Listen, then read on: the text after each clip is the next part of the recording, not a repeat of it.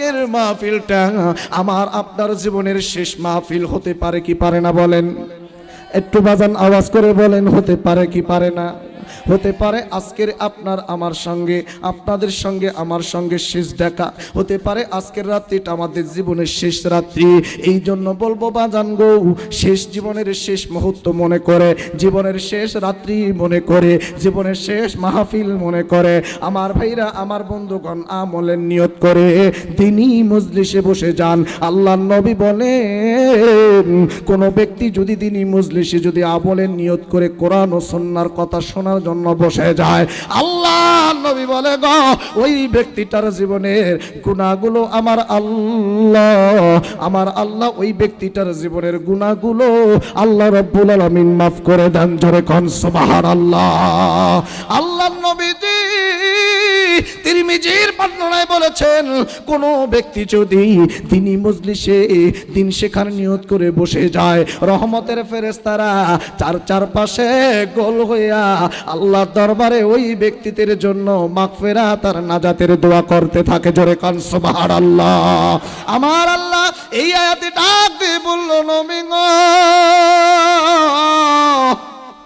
ইয়া রাসূলুল্লাহ, ইয়া হাবিবাল্লাহ, আপনি তাম পৃথিবীর জমিনের মানুষগুলোকে জানায়া দেন, কুতুম খায়রা উম্মাতিন উখরিজাত লিন-নাস।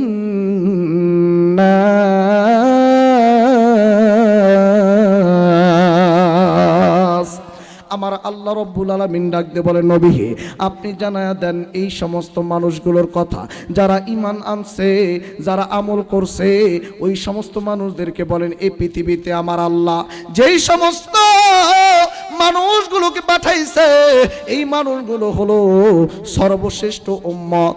নবী গো, অসংখ্য নবী রাসূল পয়গম্বর আমি দুনিয়াতে পাঠাইছি, কিন্তু সমস্ত নবীর থেকে, সমস্ত নবীদের উম্মতের থেকে একমাত্র কেবলমাত্র নবীকে আপনার উম্মতগুলোকে বানাইছি শ্রেষ্ঠ রূপে। জোরে কান সুবহানাল্লাহ।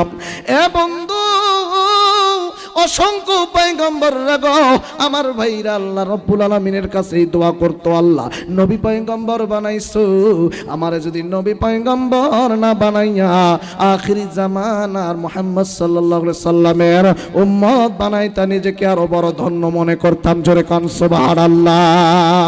এরকম শ্রেষ্ঠ উম্মত আমরা, যে সে উম্মত নই, কিয়ামতের ময়দানে আমার ভাইরা, কিয়ামতের কঠিন মুসিবতের দিন আমার ভাইরা, আমার বন্ধুগণ, অসংখ্য নবী পয়গম্বররা এরা শুধু আমার ভাইরা ইয়া নাফসি করবে, উম্মতেরাও ইয়া নাফসি করবে, নবীরাও ইয়া নাফসি করবে। প্রত্যেকে নিজের কাজ নিয়ে, নিজের আমল নিয়ে ব্যস্ত থাকবে, প্রত্যেকে নিজেকে নিয়ে ব্যস্ত থাকবে। আমরাও সেই দিন ইয়া নাফসি করতে থাকবো। এমন একটা কঠিন সময় আসবে, পিতা তার সন্তানকে চিনবে না, সন্তান তার পিতাকে চিনবে না, মা তার সন্তানকে চিনবে না, সন্তান মাকে চিনবে না, স্বামী স্ত্রীকে চিনবে না, আমার ভাইরা ভাই বোনকে, বোন ভাইকে চিনবে না, বন্ধু তার বন্ধুকে চিনবে না, কেউ কাউকে চিনবে না।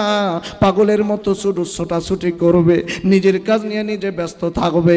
এমন কি বন্ধুরি, আম্মা জান হযরত আয়েশা সিদ্দিকা রাদিয়াল্লাহু তাআলা আনহা হতে বর্ণিত, এমন কি আমার ভাইরা মানুষগুলো উলঙ্গ হয়ে দৌড়াইতে থাকবে, কেউ কারো দিকে দেখবে না।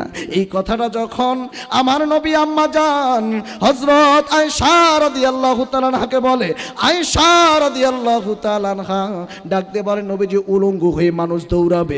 নবীজি বুঝতে পেরে বলে, চিন্তা করো না, সেদিন এমন হবে গো, উলঙ্গ হয়ে দৌড়াবে ঠিকই, কিন্তু কেউ কারো দিকে তাকানোর মতো সুযোগও পাবে না। বন্ধু, ওই কঠিন মুসিবতের দিন যে যার মতো সে তাকে নিয়ে চিন্তিত থাকবে, কিন্তু আমার ভাইয়েরা, আমার নবী, আমার পয়গম্বর মুহাম্মদুর রাসূলুল্লাহ, সকলে বলেন সাল্লাল্লাহু আলাইহি ওয়াসাল্লাম, ওই নবীজি নিজের কথা চিন্তা করবেন না, নিজেকে নিয়ে কোনো পেরেশানিও হবেন না, নিজের কথাও বলবেন না। নবী রাসূল পয়গম্বর উম্মতেরা সবাই যে সময়ে নাফসিয়া নাফসি বলবে, আমার আপনার দয়ার নবীজি সেই দিন আমার আপনার জন্য আল্লাহ দরবারে সেজদায় লুটে শুধু পড়তে থাকবে, ইয়া উম্মতি ইয়া উম্মতি। ত্রিভুবনের প্রিয় মুহাম্মদ কোরআনে প্রমাণ, আশিক বিনে কে বুঝিবে আমার দয়াল নবীর শান। রহমাতুল লিল আলামিন নবী কোরআনে প্রমাণ, আশিক বিনে কে বুঝিবে আমার প্রেমের নবীর শান। নবী আমার মদিনার বুলবুল,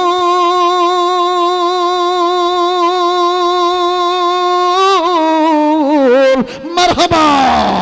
নবী আমার মদিনার বুলবুল, আমার আল্লাহ প্রেম করিয়া নামটি দিলেন হাবিবে রাসূল। দুই হাত তুলে বলেন আল্লাহু আকবার।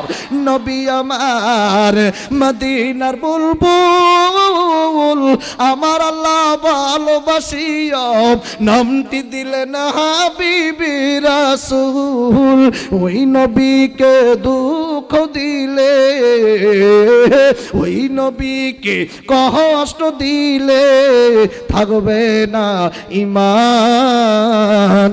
আশিক বিনে কে বুঝিবে আমার প্রেমের নবীর শান। উম্মত বিনে কে বুঝিবে আমার দয়াল নবীর শান। চিৎকার মেরে বলেন মারহাবা। এ বন্ধু আমার ভাইরা মুসলমান বাবাজি, একটু গভীর মনোযোগ দিয়ে শুনবেন। সেই নবীজির উম্মত আমরা, যেই দামটা উম্মতের মধ্যে সব থেকে বেশি, আমার শেষ নবীর উম্মত আমরা। আমাদের আগে আর কেউ কোন নবীর উম্মত জান্নাতে